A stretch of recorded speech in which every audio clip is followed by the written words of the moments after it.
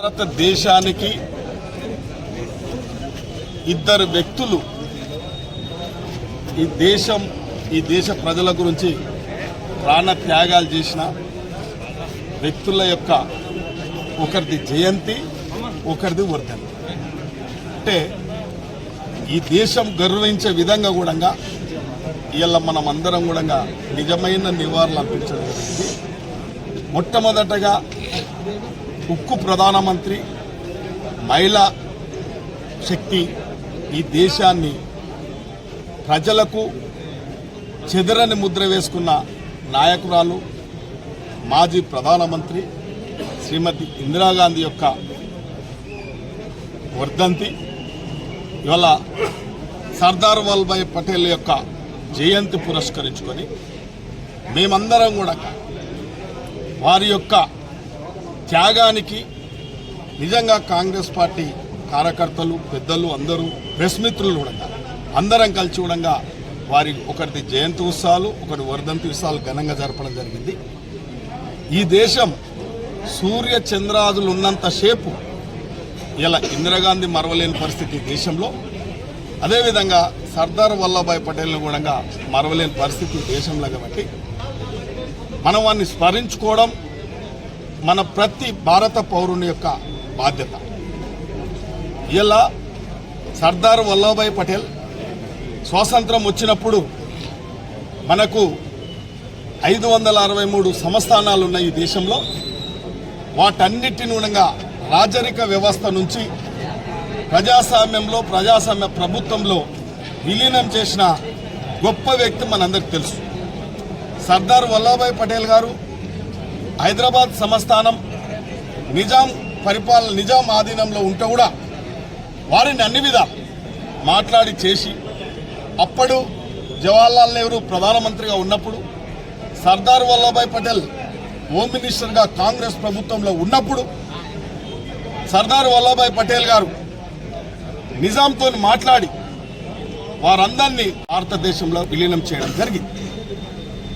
అదేవిధంగా జవహర్లాల్ నెహ్రూ, లాల్ బహదూర్ శాస్త్రి మరణాంతరం ఈ దేశం దిక్కు తోచని స్థితిలో ఉంటే శ్రీమతి ఇందిరాగాంధీ గారు ప్రధానమంత్రి పదవి చేపట్టి ఈ యొక్క భారతదేశం కుల మతాలకు అతీతంగా ఒక సెక్యులర్ కంట్రీగా ఈ పేదరికంతో కొట్టుమిట్టాడుతున్న ఈ దేశాన్ని ఎన్నో మార్పులు తెచ్చి రాజకీయంగా, ఆర్థికంగా, ప్రభుత్వాలలో, ఈ వ్యవస్థలో, పార్లమెంట్ వ్యవస్థలో ఒక కట్టుదిట్టమైన చట్టాలను ఏర్పాటు చేసి ప్రజలకు అందుబాటులో ఉండే విధంగా, ఉదాహరణకు ఈ దేశంలో గరీబ్ హఠావో నిదానం తెచ్చి 20 పథకాల సూత్రం తెచ్చి ఇలా గరీబ్ హఠావో నినాదం తెచ్చి ఇలా ప్రతి ఒక్కరు స్వేచ్ఛగా ప్రజాస్వామ్యంలో మనమందరం జీవితాల్లో ఒక మలుపు తిరిగింది. ఉదాహరణకు ఎస్టీలు 1976 వరకు కూడా వాళ్ళకు రిజర్వేషన్ లేకుండా శ్రీమతి ఇందిరాగాంధీ యొక్క కృషి వల్ల ఈ భారతదేశంలో గిరిజనులకు ఎస్టీ రిజర్వేషన్ కల్పించడం జరిగింది. అంటే వారి యొక్క జీవితాల్లో ఎన్నో మార్పులు వచ్చినాయి. ఇలా చూడండి, ఏ తండకు పోయినా ఇందిరమ్మ అని అంటారు. ఇలా ఏ గల్లీకి పోయినా మా అమ్మ ఇందిరమ్మ అని. ఇలా ఇందిరమ్మ పేరు తీసుకొని ఇలా కాంగ్రెస్ పార్టీ ఆక్సిజన్ లాగా ఇలా ప్రజాస్వామ్యాన్ని కాపాడుతూ ఉన్నాం. ఆమె పేరు మీదనే ఇలా ప్రజాస్వామ్యాన్ని కాపాడుతూ ఉన్నాం. అప్పుడప్పుడు కొన్ని పార్టీలు వచ్చి ఓ నియంత్రితంగా, కుటుంబ పాలనగా, ఇష్టానుసారంగా పరిపాలించి అప్పుడప్పుడు ఈ దేశాన్ని, రాష్ట్రాలను పాడు చేస్తూ ఉన్నాయి కొన్ని పార్టీలు. ప్రజలు కూడా గమనించాలి. గాంధీ కుటుంబం నిస్వార్థమైన కుటుంబం, ప్రాణత్యాగం చేసిన కుటుంబం. ఈ దేశం గురించి వాళ్ళు ప్రాణత్యాగాలు చేసిరనేది ఈ భారతదేశంలో ఎప్పుడు ఎవరు మర్చిపోరు. కాబట్టి ఈ భారతదేశాన్ని ఒక మతశక్తి శక్తి ఈ దేశాన్ని అధోగతి పాలు చేస్తూ ఉంది, విభజిస్తూ ఉంది, మత విద్వేషాలు రెచ్చగొడతా ఉంది. ఇలా రాహుల్ గాంధీ గారు ఇలా ప్రాణానికి తెగించి కూడా భారత్ జోడో యాత్ర చేపట్టి వారి నాయనమ్మ వాళ్ళ ముత్తాత అడుగుజాడల్లో ఇలా దేశానికి మనం అండగా నిలబడాలి.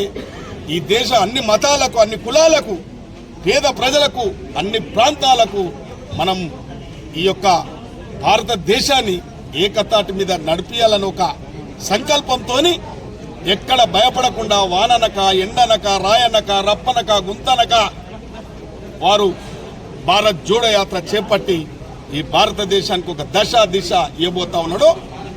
ఎవరెన్ని చేసినా, ఎన్ని కుట్రలు చేసినా ఈ దేశాన్ని విచ్చలవిడిగా పరిపాలన చేస్తున్న ఒక పార్టీకి త్వరలోనే స్వస్తి చెప్తారు.